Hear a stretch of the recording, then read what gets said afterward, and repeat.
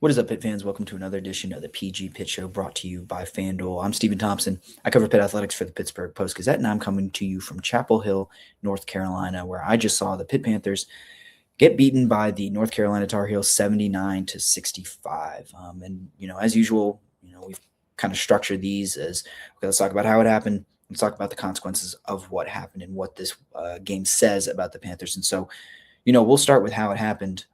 First of all, I think you have to note how kind of confused really everyone in this game was in the lead up to this game. So, you've got Caleb Wilson out for the Tar Heels, out for an extended period of time. I think I saw something that said about 4 to 6 weeks or something like that. But that's your leading scorer, your leading rebounder, one of the best players in the ACC and the country. Probably would be ACC Rookie of the Year if Cameron Boozer doesn't exist. One of an outstanding freshman class. So he has that hand injury. He's definitely out. Henri Veesaar, their second leading scorer, really talented big man, can stretch the floor, do a lot of different things for them. He was a game time decision and ultimately didn't play. That's on the North Carolina side of things. Then you've got Pitt, who missing Brandon Cummings, who I think is still their leading scorer at this point. Maybe Cam Corrin overtook him today because he had a good game, but Corrin himself was limited in practice all week. Had an ankle injury. He rolled his ankle in the Duke game. He was a game time decision as well, but ended up playing. And then you've got Damarco Minor, who is awaiting the birth of his child and shows up about 53 minutes before tip-off, maybe closer to an hour before tip-off. But he is flying from home where he was there for the birth of his child.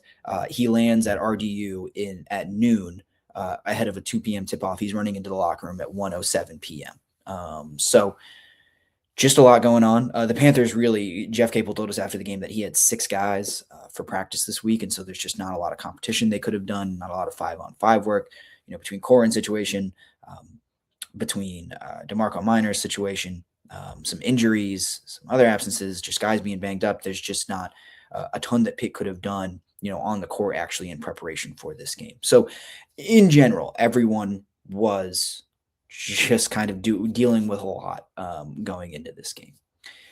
You hit the floor, and one team very clearly looked like they had a grip on the situation, that they were, in control of the changes or managing the changes better than the other, and that was North Carolina. North Carolina got out to a fantastic start. They made their first 8 field goals. The box score did not record a missed shot until the 13:32 mark, I want to say, of the first half. I'm going to try to get his name right. Luka Bogovac.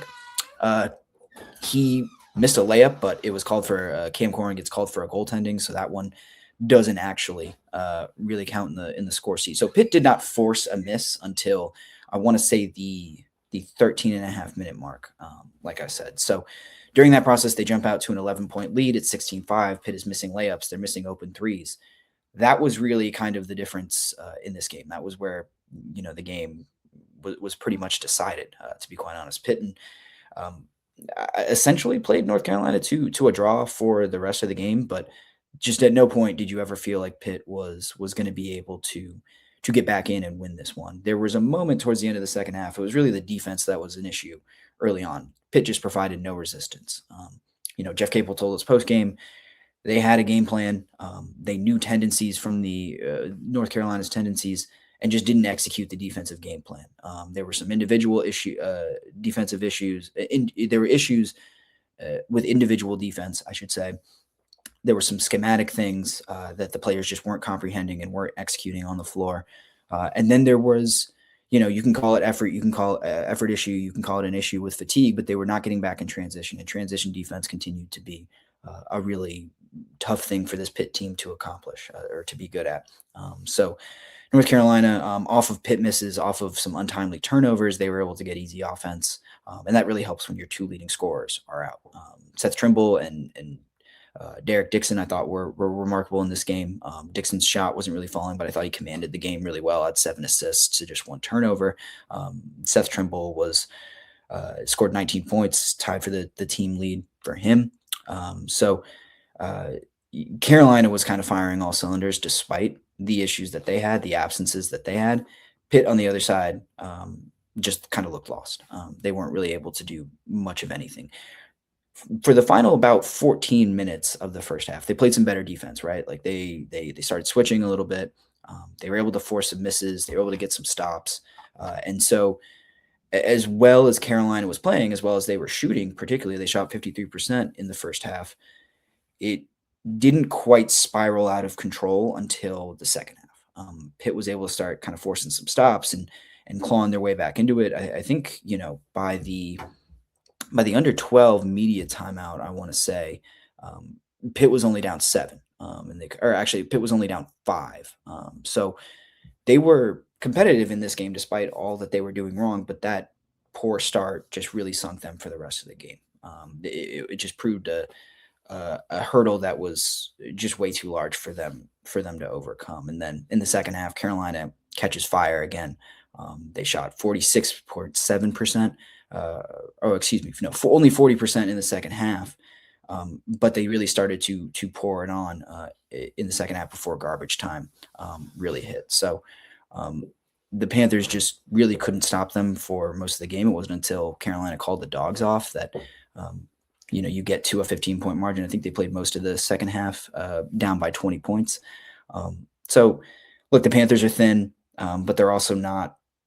It's hard for them to do things in practice, but they are also clearly not executing the game plan to the satisfaction of the coaches. And it just felt like at every point in this game, when the Panthers addressed one issue, another issue sprung up, right?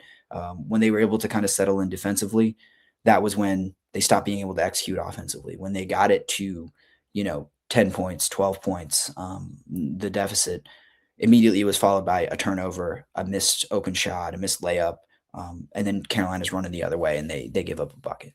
So it was just it was a tough game to kind of digest because Pitt, as Jeff Capel said, had some opportunities to put some more game pressure on Carolina, and that's where you want to be if you're a Pitt team trying to pull an upset against a shorthanded North Carolina team. You just want to kind of be in position to maybe challenge them, and Pitt was just never able to put sufficient pressure on the Tar Heels, especially in the second half when their opportunities were there.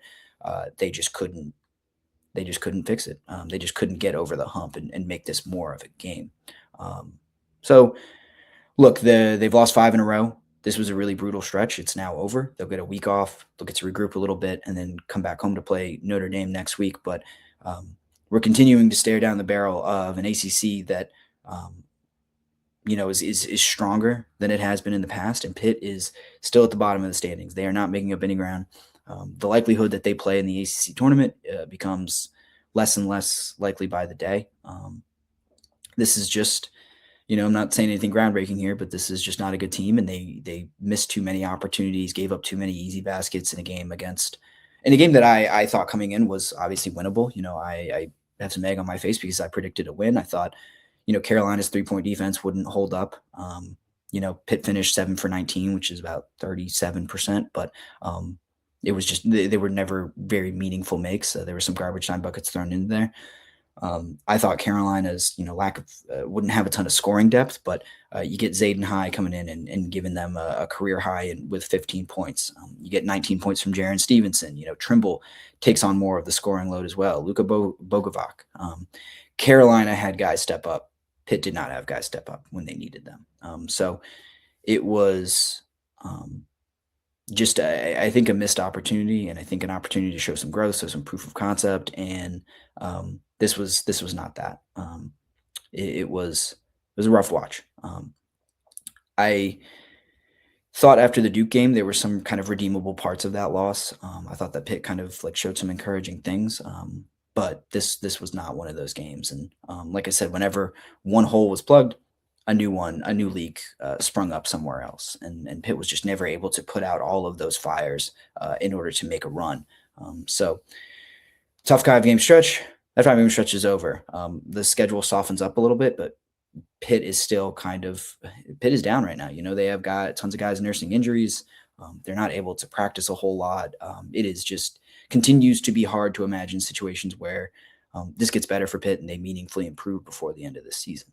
So we're kind of watching for individuals now.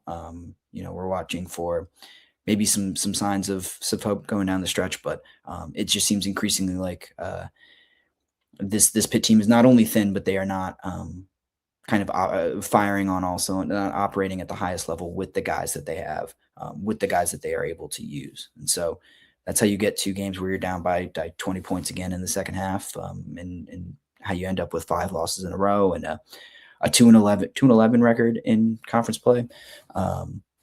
Just another rough one for the Panthers. They'll try to regroup after a week off and see if they can put some lipstick on this pig and end the season on a more hopeful note. That's all we've got for this video. Thanks to everyone for tuning in. Make sure you like PG Pitt and on YouTube and subscribe to the channel. And make sure to follow all the written work at post-gazette.com. Thanks for tuning in, and I'll see you next time.